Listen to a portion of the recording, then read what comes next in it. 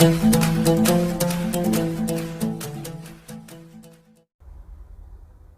सभी लोगों का स्वागत है आपके अपने YouTube channel future online classes में।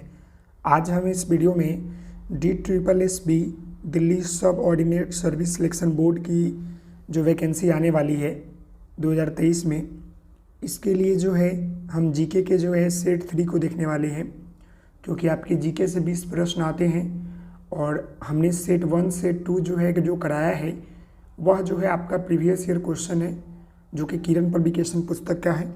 और अभी हम लोग जो है DSSB PRT PGT TGT के लिए जो है 2014 में पूछे हुए प्रश्न को करने वाले हैं।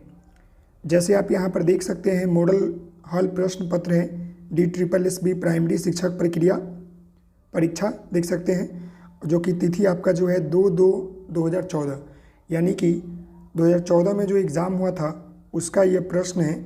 तो हम सभी लोग देखेंगे, क्योंकि टीचिंग लाइन का किसी भी एग्ज़ाम को तैयारी के लिए जो है सबसे बेस्ट होता है कि आप उसके जो है प्रीवियस ईयर क्वेश्चन को डेली बेसिस पर प्रैक्टिस करते रहिए। आपका बेटर जो है तैयारी होते चला जाएगा, करंट अफेयर पढ़ते रहिएगा साथ ही साथ, तो आपका तैयारी बेटर होते रहेगा। चलिए तो हम चलते हैं प्रश्न के ऊपर। तो यहाँ पर आप देख सकते हैं कि पहला हमारा यहाँ पर प्रश्न क्या है कि भारत में सबसे धनाढ़ या बहुमूल्य मंदिर कौन सा है। समझ गए। यहाँ पर प्रश्न क्या है, भारत में जो है सबसे बड़ा धनाढ़ और बहुमूल्य यानी कि सबसे धन वाला और सबसे जो है कीमती जो मंदिर है वह कौन है, बताइए। यहाँ पर ऑप्शन है तिरुपति बालाजी मंदिर, सिडनी के साईं बाबा का मंदिर, तिरुवनंतपुरम का पद्मनाभ स्वामी मंदिर, और फिर आपका जो है पुरी का जगन्नाथ मंदिर। तो देखिए, सबसे बड़ा धनाढ़ और बहुमूल्य मंदिर जो है वो आपका जो है वो है तिरुवनंतपुरम का पद्मनाभ स्वामी मंदिर। समझ गए, क्या है पद्मनाभ स्वामी मंदिर। यह इसलिए प्रसिद्ध है क्योंकि भगवान विष्णु का प्रसिद्ध जो है हिंदू मंदिर है, जिसके जो है वस्तुओं का मूल्य जो है लगभग आपके 1.2 लाख करोड़ रुपए का आंका गया है, इसलिए जो है इसको बोला गया है। समझ गए, इसलिए आगे बढ़ते हैं। तो अगला प्रश्न यहाँ पर आपका है कि भारतीय राज्य किसकी साक्षरता दर उच्चतम है। ये तो इजी प्रश्न है, आप सभी लोगों को मालूम होगा कि 2011 के जनगणना के अनुसार जो है सबसे ज़्यादा जो है आपके केरल राज्य का जो है साक्षरता दर जो है क्या है, ज़्यादा है। तो इसका आंसर क्या हो जाएगा, ऑप्शन आपका ए हो जाएगा। क्लियर है। अगले प्रश्न की ओर बढ़ते हैं। तो अगला यहाँ पर आपका 3rd नंबर प्रश्न है, और यह प्रश्न बोल रहा है कि हमारे वर्तमान विदेश मंत्री कौन है। यहाँ पर है S Krishna, AK Antony, Subrahmanyam Jaishankar, P Chidambaram, बताइए। तो वर्तमान जो हमारे देश के जो विदेश मंत्री है वो है सुब्रमण्यम जयशंकर। तो इसका आंसर क्या हो जाएगा, ऑप्शन आपका 3 हो जाएगा। क्लियर है, यहाँ तक कोई दिक्कत तो नहीं है। चलिए आगे बढ़ते हैं। तो अगला प्रश्न यहाँ पर आपका 4 नंबर है, और यह प्रश्न बोल रहा है कि कांसा एक मिश्र धातु है। कांसा जो है एक मिश्र धातु है। किसका मिश्र धातु है, आप सभी लोग बताइए। तो मैं आपको बता दूं कि कॉपर और टीन का जो है मिश्र धातु होता है आपका क्या, तांबा। समझ गए। तो इसका आंसर क्या हो जाएगा, ऑप्शन आपका 3 नंबर हो जाएगा।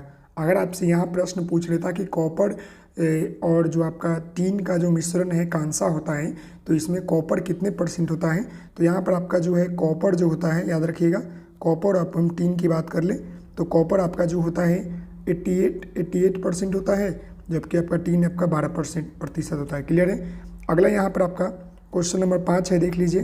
क्वेश्चन नंबर 5 बोल रहा है कि भारतीय अंतरिक्ष रॉकेट प्रक्षेपण केंद्र में है, कहाँ पर है, बताइए। जो भारत का राष्ट्रीय जो आपका अंतरिक्ष रॉकेट प्रक्षेपण केंद्र है वो कहाँ पर है, तो यह जो है भारत के जो है आंध्र प्रदेश राज्य में, कहाँ पर है, याद रखिएगा, आंध्र प्रदेश राज्य में जो है कहाँ पर है, विशाखापट्टनम या श्रीहरिकोटा, बताइए कहाँ पर है। तो श्रीहरिकोटा में स्थित है, याद रखिएगा, कहाँ पर, श्रीहरिकोटा में जो है आपका स्थित है। ओके,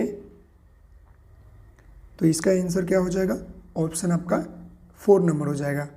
समझ गए। भारतीय अंतरिक्ष अनुसंधान द्वारा प्रयोग किया जाता है, यहाँ पर रॉकेट वॉकेट छोड़े जाते हैं, उसी को हम लोग बोलते हैं। समझ गए। अगले प्रश्न की ओर चलते हैं। तो अगला प्रश्न यहाँ पर आपका जो है, यहाँ पर अगला प्रश्न है कि एशियाई खेलों का आयोजन जो है कितने अंतराल पर किया जाता है। जो एशियाई खेल होता है ना, यह कितने अंतराल पर जो है किया जाता है। 3 वर्ष, 4 वर्ष, 5 वर्ष, 6 वर्ष। तो मैं आपको बता दूं कि एशियाई खेलों का जो आपका आयोजन होता है ना, 4 वर्ष के अंतराल पर होता है। कितना होता है? 4 वर्ष के अंतराल पर होता है। प्रत्येक 4 वर्ष के अंतराल पर होता है। और मैं आपको बता दूं कि 1951 में, याद रखिएगा, प्रथम एशियाई खेल जो है 1951 में जो है खेला गया था। वो भी आपके जो है दिल्ली में खेला गया था, याद रखिएगा। देखिए, दिल्ली बोर्ड का एग्ज़ाम है ना, तो ज़्यादातर आपको जो है पूरे दिल्ली का पूरा जीके याद होना चाहिए, तो ज़्यादा आपको लड़ने का चांस वहाँ पर होता है। अगला यहाँ पर आपका 7 नंबर क्वेश्चन है कि डेविस कप जो है खाली स्थान के साथ जुड़ा हुआ है, यानी कि डेविस कप का संबंध जो है किस खेल से है। तो मैं आपको बता दूं कि डेविस कप का जो खेल है, खेल का संबंध जो है ना, वो टेनिस से है। किससे है? टेनिस से है। समझ गए? तो इसका आंसर क्या हो जाएगा? ऑप्शन आपका 3 नंबर हो जाएगा। क्लियर है यहाँ तक? अगले प्रश्न की ओर बढ़े तो चलिए, अगला प्रश्न यहाँ पर आपका देखिए 8 नंबर है। और 8 नंबर प्रश्न आपका बोल रहा है कि भारतीय संविधान का कौन सा अनुच्छेद जो है जम्मू कश्मीर राज्य के लिए एक विशेष दर्जा देता है।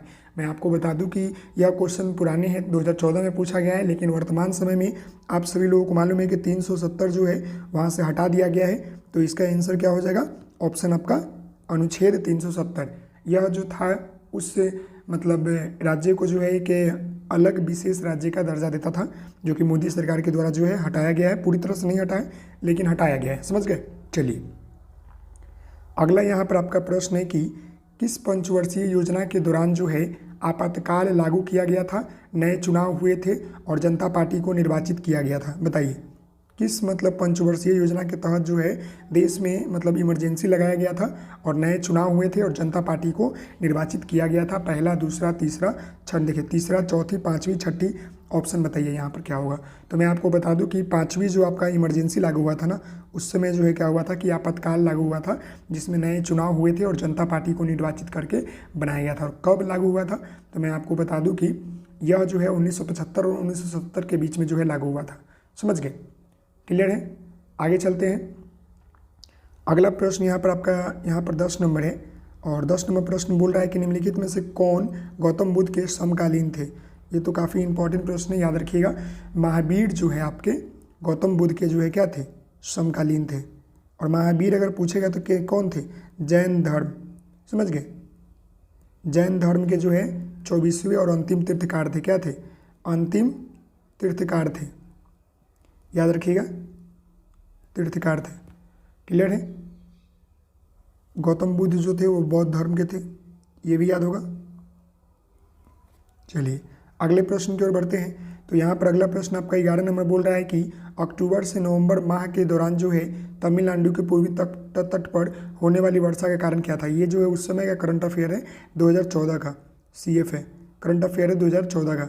समझ गए? तो इसके अनुसार, उस समय के अनुसार जो है मैं आपको बता दूं कि जो आपका शीतकालीन मॉनसून, दक्षिण पश्चिम मॉनसून का पीछे हटना, उत्तर पश्चिम मॉनसून और स्थानीय हवाएं, तो इसका जो आंसर होगा वो ऑप्शन आपका हो जाएगा 1, यानी कि अक्टूबर और नवंबर के माह के दौरान तमिलनाडु के पूर्वी तट पर होने वाले वर्षा के कारण जो था शीतकालीन मानसून था। समझ गए? क्लियर है? अगले 12 नंबर प्रश्न के ऊपर चलते हैं। तो यहाँ पर देखिए 12 नंबर प्रश्न क्या बोल रहा है? भारतीय का नाम जो मोहनजोदड़ो की खोज के साथ हुआ था।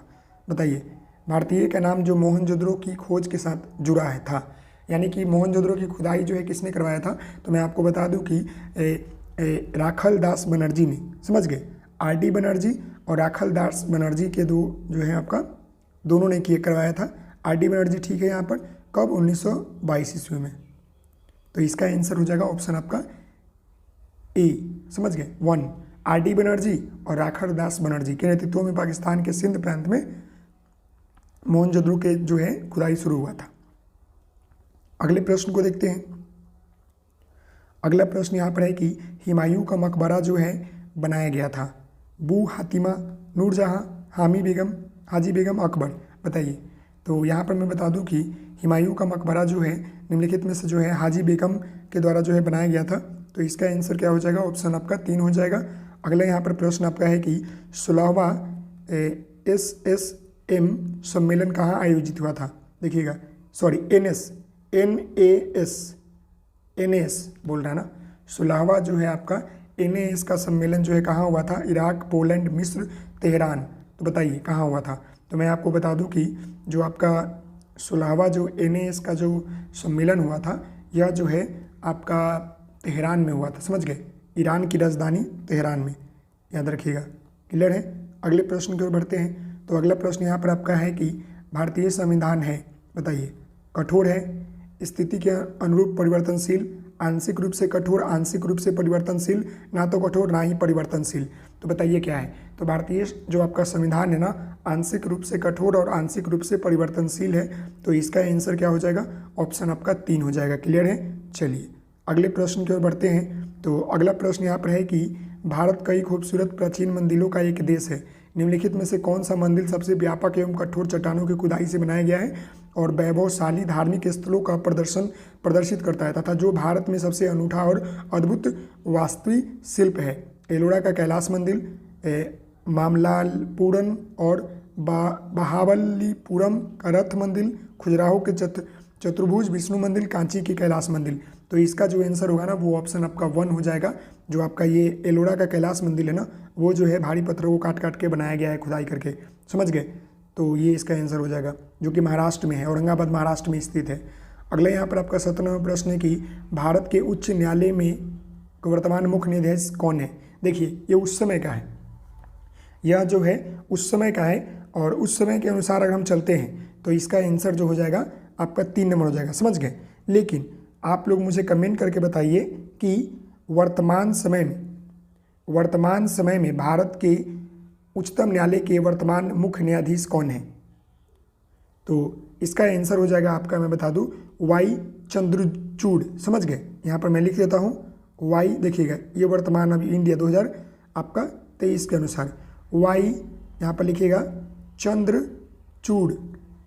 चंद्रचूड़, ये जो है अभी वर्तमान के जो है मुख्य न्यायाधीश के। समझ गए? जो कि 2022 में बने हुए हैं, पद अभी संभाल रहे हैं। चलिए अगले प्रश्न की ओर बढ़ते हैं। तो अगला प्रश्न यहाँ पर है कि निम्नलिखित में से कौन सा असम के लोगों का पर्व नृत्य है? गरबा नहीं होगा, भांगड़ा नहीं, गरबा और भांगड़ा तो हो जाए पंजाब का, बिहू असम का होगा, कथक हो सकता है ना, असम का तो बिहू होगा। तो इसका आंसर यही हो जाना चाहिए, असम। समझ गए? असम का बिहू होगा, तो इसका आंसर हो जाएगा। क्लियर है? अगले प्रश्न को देखते हैं। अगला प्रश्न है कि प्रतिभा रे, जिन्हें ज्ञानपीठ पुरस्कार के लिए नामित किया गया था, एक प्रसिद्ध खाली स्थान थे। बंगाली थे, उड़ीसा थे, और या हिंदी थे या अंग्रेजी थे। तो प्रतिभा रे, जिनको जो है ज्ञानपीठ पुरस्कार के लिए जो है मतलब नामित किया गया था, वह एक जो है मतलब प्रसिद्ध उड़िया थे। समझ गए? मतलब प्रसिद्ध एक कथा लेखक थे, लेकिन कहाँ के थे? उड़िया के थे। समझ गए? अगले प्रश्न की ओर चलते हैं। 20वां नंबर अंतिम प्रश्न है, भारतीय तट के आसपास महाद्वीपों जल सीमा निम्नलिखित में से किससे पूरी तरह से अलग है? हुगली तट, कोरमंडल तट, कोकण तट, दक्षिण गुजरात तट। तो इसका आंसर हो जाएगा ऑप्शन आपका दक्षिण गुजरात तट। तो इसका आंसर ऑप्शन नंबर आपका 4 हो जाएगा। क्लियर है? क्लियर है? चलिए, तो आशा करता हूं कि आपको ये वीडियो पसंद आया होगा, और ये 20 महत्वपूर्ण प्रश्न है। सभी लोग कमेंट करके मुझे बताइए आप लोगों का कितना प्रश्न नहीं सही हो रहा है। मिलते हैं नेक्स्ट वीडियो में, तब तक के लिए धन्यवाद। Thank you so much. जय हिंद, जय भारत। ओके।